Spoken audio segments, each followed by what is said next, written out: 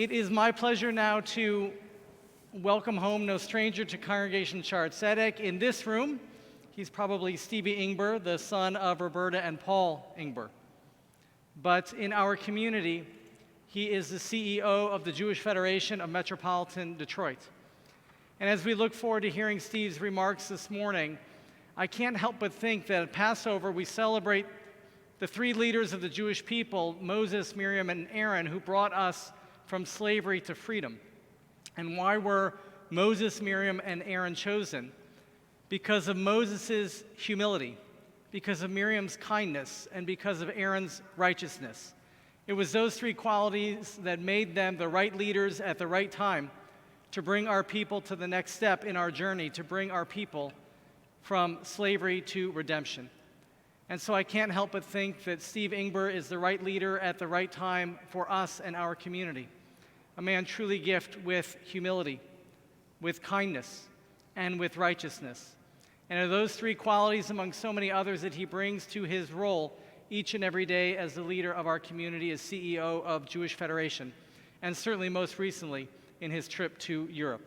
So it is now my pleasure to welcome home to the bema of Congregation Shaarey Zedek, the CEO of the Jewish Federation of Metropolitan Detroit, Stephen Ingber.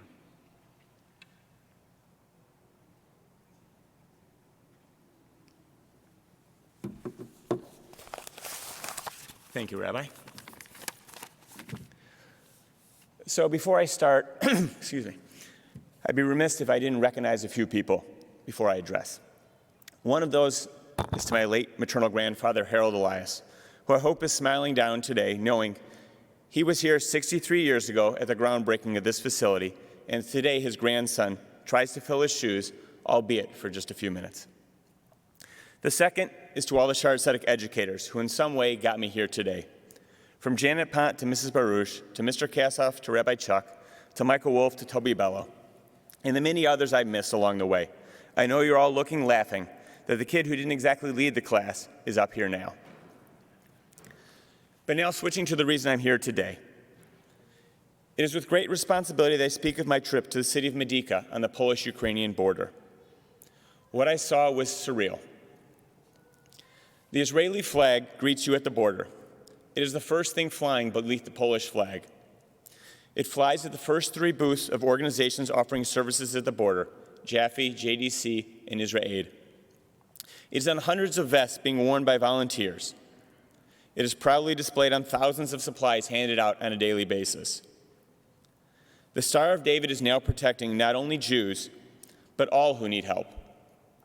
How ironic that the same six-sided star has gone from a symbol that was worn as a symbol of identification in our darkest days in Europe to now being worn as a sense of pride there in 2022. I want everyone to know that we are there to help everyone, Jews and non-Jews alike.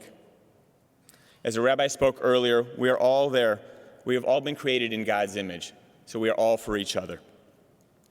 Two, this is something I heard over and over again throughout Poland. This is a small way to help repay the righteous Gentiles who were there for us 60 or 80 years ago to help our relatives. It's the least we can do. We should be proud as Detroiters, as Israelis, but most importantly as Jews. We are far outperforming every other group on the ground. Medyka, Poland is our little version of Little Israel. We are the only country to build a hospital in Ukraine. Just last week, the first baby was born there in a field hospital. When I spoke to the Israeli Minister of Health, it was with great pride that he said, "Here I am," as he made his trip to Ukraine under the cover of darkness. People are still flooding over the border daily.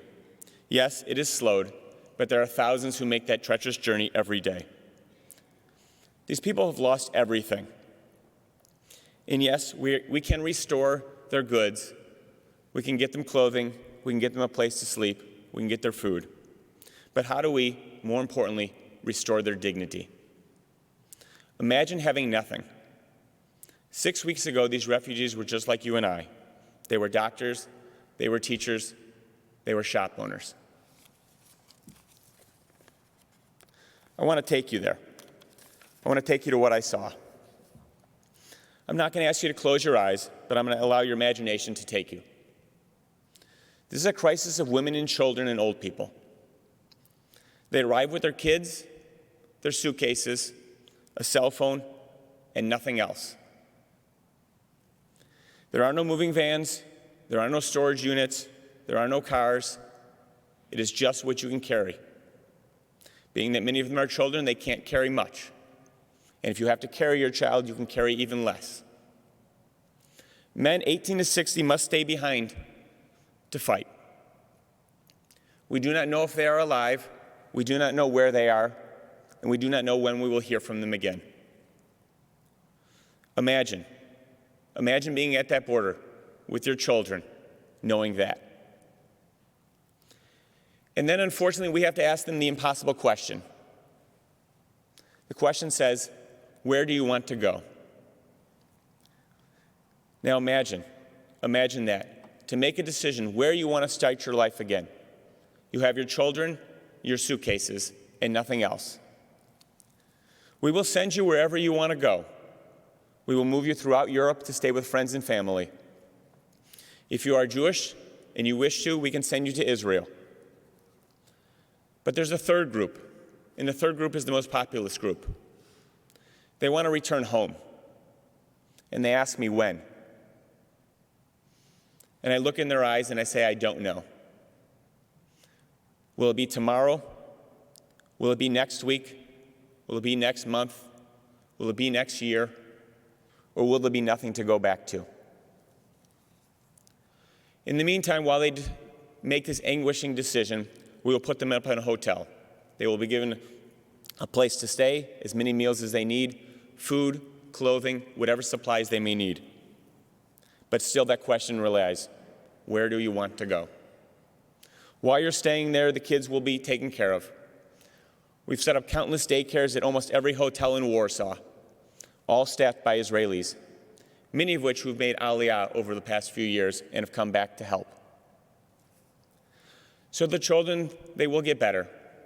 They don't understand what they're doing, and we try and basically just make it like a day camp. But the moms, they wait. They wait for the phone to ring from their husbands, from their boyfriends, telling them they are alive, they love them, and they hope to see them soon. And then we ask them again, where do you want to go? As we learn in Pirkei Avot, it is not up to you to finish the task, but you are not free to avoid it. We must as Jews stand up and say, Hineni, here I am, and be part of the solution. To those of you that have supported the Federation's annual campaign or the Ukrainian Emergency Fund, I say thank you. Thank you for what you have done, and more importantly, thank you for what you will do in the future. It is only because of you that we were there yesterday, which is why we can be there today. The infrastructure that we build with our campaigns for decades has allowed us to jump into action so quickly. We've been helping in Ukraine. We've been taking care of Holocaust survivors for over 25 years. We've been feeding and clothing the poor for years. As I wrap up, I want to repeat something that I've written and said before when talking about Ukraine. It is by the grace of God that we can be the helpers and not the ones needing help. I want to repeat it one more time. It is by the grace of God that we can be the helpers and not the ones needing help. We are blessed to be here. We are blessed to be here today in a free country. There are millions who are not. To date, there are 4 million people who have fled Ukraine, looking for a place to go. I'm proud to say that 13,819 of those have made Aliyah to Israel. But many of those await their husbands, their boyfriends, who, God willing, will come one day. We can no longer look the other way. We see how these things start. We see how they spiral out of control. We can no longer say it is half a world away. We can't say it is not our problem. We can't say, I don't know anybody over there. These are people. These are human beings just like you and I. They weren't as lucky to be born here, and their stories are not done being written. So I ask each of you, stand up, say Hineni, here I am, be a helper. I challenge each and every one of you to always try and be a helper. I heard from every refugee I spoke to. Their last words to me were, "Thank you." And I can't thank them enough for telling their story. And I can't thank you guys enough for allowing us to do the work we do. May I never have to get up here and tell the story of what I saw. And may you never have to play the same exercise that I did. But know that on a daily basis, even today, even this morning, since I started this speech, somebody has been asked, "Where do you want to go?" Thank you.